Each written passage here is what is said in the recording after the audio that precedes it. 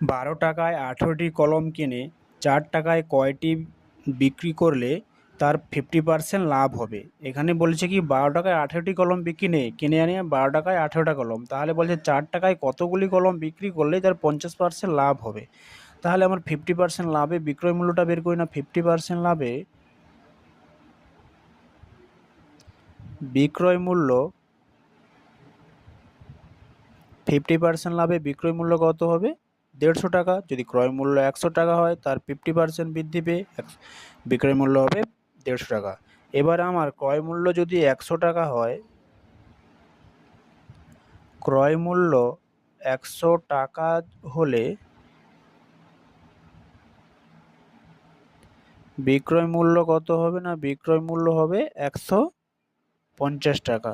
যেহেতু আমার 50% লাভ বলছে, তাহলে ক্রয় মূল্য যদি আমার 1 টাকা হয়, বিক্রয় মূল্য কত হবে? না 150/100 টাকা। এবার এখানে বলছে 12 টাকায় বিক্রি করে, 12 টাকায় কিনে আনে, তাহলে ক্রয় মূল্য যদি 12 হয়, বিক্রয় মূল্য কত হবে? না 150/100 ইন্টু 12।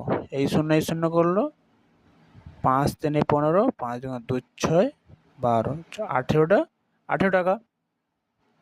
তাহলে 12 টাকাতে যদি কিনে তাহলে 18 টাকাতে বিক্রি করবে।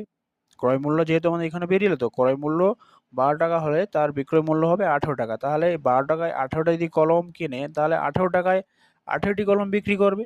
তাহলে অতএব 18 টাকায় বিক্রি করে এখানে 18টি কলম। তাহলে 1 টাকায় বিক্রি করবে কতগুলি? 18/18টি কলম।